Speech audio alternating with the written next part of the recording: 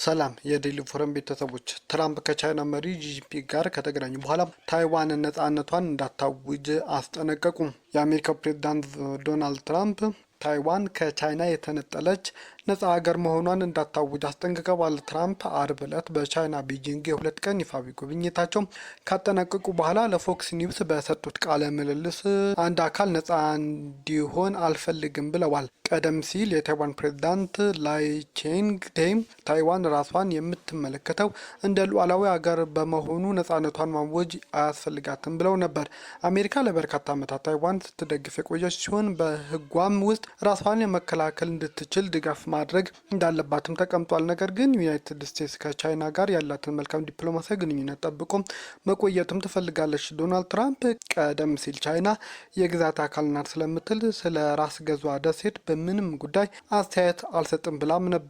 ዋሽንግተን በይፋ ታይዋን ነጻ አገር መሆኗን እንደማትደግፍ አስታውቃለች። ዩናይትድ ስቴትስ አንድ የቻይና መንግስት የሚለውን ሀሳብ በመቀበል ከሀገሪቱ ጋር ያላትን ዲፕሎማሲያዊ ግንኙነት ማስቀጠል ትፈልጋለችም ተብሏል። ቤጂንግ ለታይዋን ፕሬዝዳንት ያላትን ጥላቻ በግልጽ የምትናገር ሲሆን ከዚህ ቀደም በጥባጭ እንዲሁም በሁለት ወገን ያለውን ሰላም አደፍራሽ ስትልም አሁን ያለውን ፕሬዝዳንት ትነቅፋለች። በርካታ ታይዋናውያን ነጻ ሀገር እንደሆኑ ቢያስቡም አብዛኞቹ ነጻ ሀገር መሆናቸውን ሳያውጁ ከቻይና ጋር ሳይዋሃዱም ያላቸውን ግንኙነት ግን አስጠብቀው መቀጠል ይፈልጋሉ። ትራምፕ ከፎክስ ኒውስ ጋር በነበራቸው ቃለ ምልልስ በዚህ ጉዳይ የአሜሪካ አቋም አለመቀየሩንም ተናግሯል። ጦርነት ለመዋጋት 15,000 ኪሎ ሜትር መጓዝ እንዳለብን ያንን አልፈልግም፣ እንዲረጋጉ ነው የምፈልገው ሲሉም ፕሬዝዳንቱ ተናግረዋል።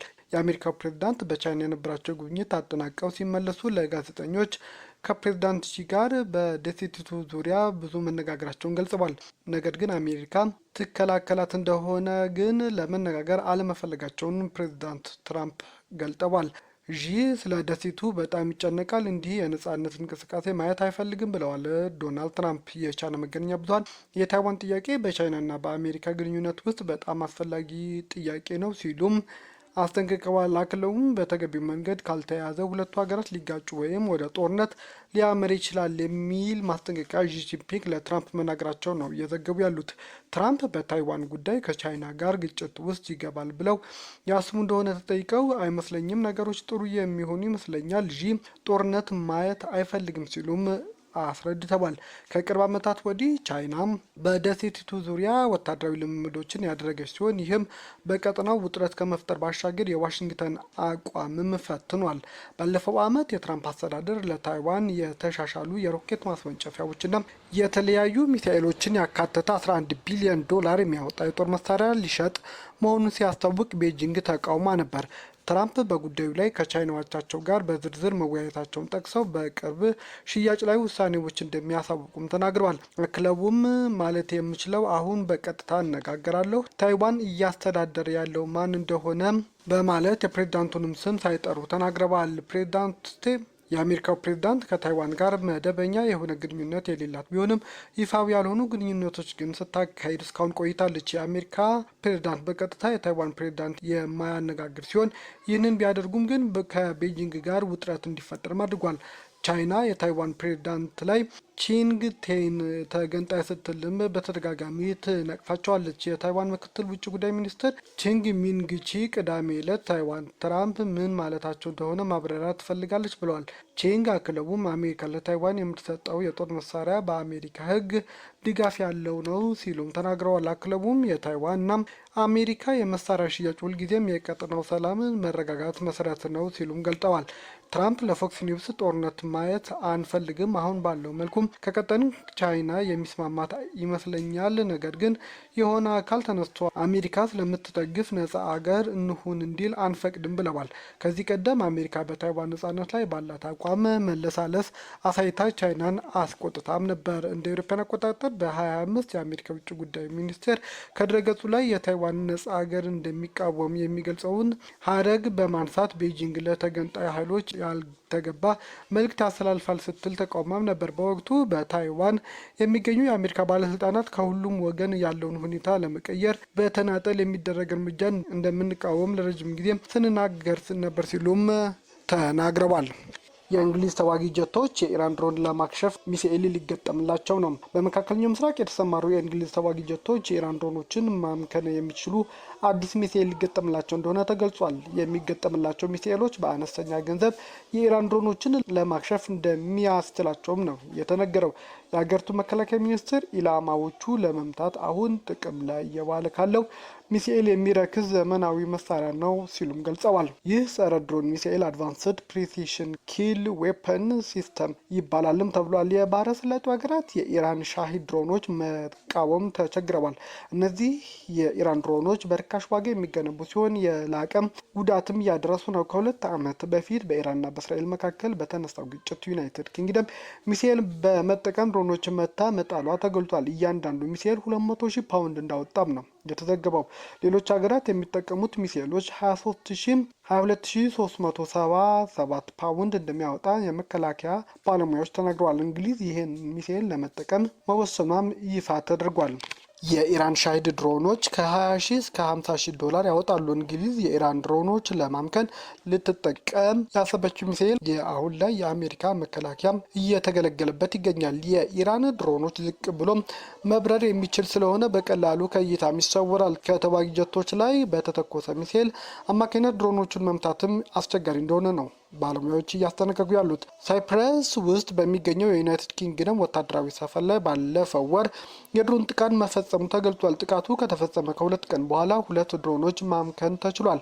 የድሮን ጥቃቱ የተፈጸመው ኢራን በምትደግፈው ሄዝቦላህ እንደሆነ ነው የታመነው። እንግሊዝ የምትጠቀምበት መሳሪያ በጨረር የሚመራ ሮኬት በመሸከም በአነስተኛ ወጪ ድሮኖችን መምታት የሚችል እንደሆነ ነው የተገለጸው።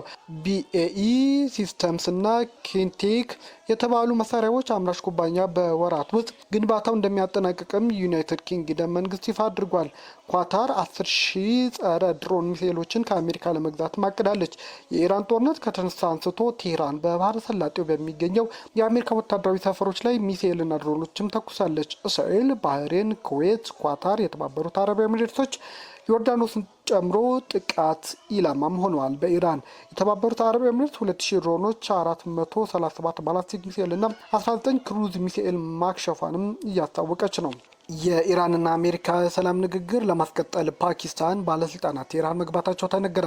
የፓኪስታን የአገር ውስጥ ሚኒስትር ሞሲን ናቂቭ በኢራንና በአሜሪካ መካከል የተቋረጠውን የሰላም ንግግር ለማስቀጠል ቴህራን መግባታቸው ተገልጿል። ፓኪስታን የሰላም ንግግሩን ለማስቀጠል ዲፕሎማሲያዊ ጥረት ማድረጓንም ቀጥላለች። የኢራን መገናኛ ብዙኃን ታስሪም እንደዘገበው የፓኪስታን የአገር ውስጥ ሚኒስትር ለ2 ቀናት ይፋዊ የስራ ጉብኝት ነው ቅዳሜ ዕለት ቴህራን የገቡት። የጉዞ ዓላማውም ንግግሮች እንዲካሄድ ማመቻቸትና ቀጠናዊ ሰላም ማስፈን መሆኑን ገልጿል። ከዚህ ቀደም የኢራን የሀገር ውስጥ ሚኒስትር ኢስካንዳር ሞኒ ፓኪስታን ሲሄዱ ደማቅ አቀባበል እንደተደረገላቸውም ኤኤፍፒ ዘግቧል። ባለፈው ወር የኢራንና አሜሪካ ልዑካን ያስተናገደችው ፓኪስታን ሰላም ለማውረድ ጥረት እያደረገችም ነው። በሁለቱ ሀገራት መካከል የተደረሰው የሰላም ስምምነት ቋፍ ላይ ነው ቢባልም ግጭቱ እንዳይባባስ አስግቷል። ከሊባኖስ ጋር የተኩስ አቁም ስምምነት ቢራዘምም እስራኤል ጥቃት መፈጸሟ ግን ቀጥላለች።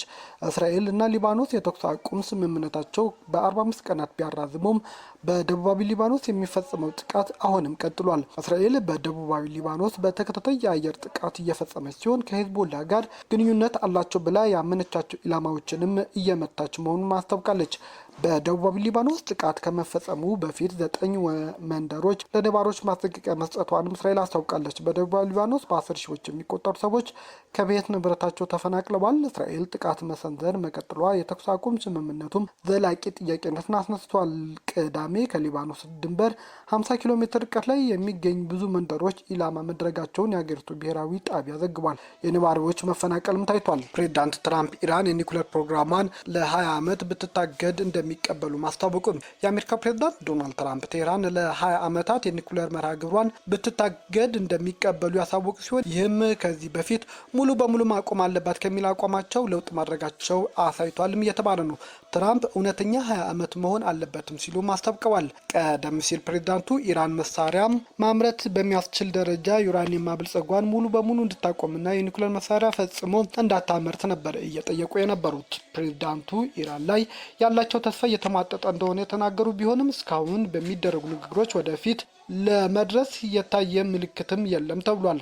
የእስራኤልና አሜሪካ ጦርነት ከየካቲት ጀምሮ በኢራን ላይ ከተከፈተ በኋላ ባለፈው ወር ጀምሮ በሁለቱ ሀገራት መካከል የተደረሰው የተኩስ አቁም ስምምነት የሰላም ውይይቶችን ለማካሄድ ያስችል ተብሎ የነበረ ቢሆንም ይህ ነው የሚባል ውጤት ግን እስካሁን አላስገኘም። በሁለቱ ሀገራት መካከል የሚደረገው ንግግር ፓኪስታን እያሸመገለችም ትገኛለች። ነገር ግን ሁለቱ ወገኖች በሀሳብ ተራርቀው የታዩ ሲሆን ሀገራቱ ጦርነት ለማስቆም የቀረቡትን ሀሳቦች ውድቅ አድርገዋል። የኢራን መገናኛ ብዙኃን ቴህራን ያቀረበችው እቅድ ጦርነት በሙሉ ግንባር በአፋጣኝ መቋጨት የሚያስችል እንደሆነ ነው እየዘገቡ ያሉት። በሁሉም ግንባር የሚለው የሚያመላክተው የኢራን አቋም በሊባኖስ የሚገኘውና በቴህራን የሚደግፈው ሄዝቦላ ላይ የእስራኤል ጥቃቶች እንዲቆሙ፣ አሜሪካ ባህር ኃይል የዘጋውን የሀገሪቱን ወደቦች እንዲከፍትና ተጨማሪ ጥቃት እንዳይኖር ዋስትና መስጠት እንደሚያካትትም ነው ቴህራን እያስታወቀች ያለችው። ትራምፕ በቤጂንግ ከቻይናው ፕሬዝዳንት ጂ ጂንፒንግ ጋር ውይይቶች ካደረጉ በኋላ አውሮፕላን ውስጥ ሆነው ለጋዜጠኞች በሰጡት መግለጫ ሁለቱ ወገኖች ኢራን የኒውክሌር መሳሪያ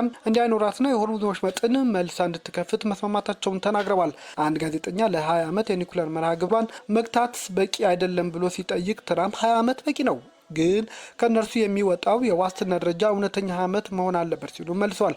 ፕሬዝዳንቱ ከዚህ ውጪ ማብራሪያ ግን አልሰጡም። የአሜሪካ መገናኛ ብዙኃን ባለፈው ሚያዝያ ወር እንደዘገቡት ከሆነም በፓኪስታን ዋና ከተማ ኢስላማባድ በተካሄደ ንግግር ምክትል ፕሬዝዳንት ጄዲ ቫንስ ኢራን ለ5 ዓመታት ዩራኒየም ማበልጸግ እንድታቆም ያቀረበችውን ሀሳብ ቢያንስ 20 ዓመት መሆን አለበት ብለው ምላሽ ሰጥተዋልም ተብሏል። ነገር ግን 20 ዓመት የሚለው የጊዜ ገደብ አሁን ትራምፕ ለመጀመሪያ ጊዜ እንዳነሱት ነው እየተነገረ ያለው።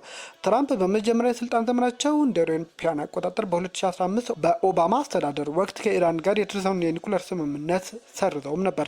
እስካሁን ድረስ እስራኤል በትራምፕ ንግግር ዙሪያ አስተያየት አልሰጠችም። ጠቅላይ ሚኒስትር ቤንያሚን ኔታንያሁ ግን ጦርነቱ ተቋጭቷል ከመባሉ በፊት የኢራን የበለጸገ ዩራኒየም ከሀገሪቱ መውጣት አለበት ሲሉም ተናግረዋል። ኔታንያሁ በ2015 የኒኩሌር ስምምነት በእጅግ ተቃውመውም ነበር። ቤተሰቦቻችን ዜናዎቻችን ከወደዳችሁት ላይክ አድርጉ፣ ለሌሎች ተደራሽ እንድንሆንም ሼር አድርጉ። አዲስ ሆናችሁ ሰብስክራይብ በማድረግ ቤተሰብ ይሁኑ። ሰናይ ጊዜ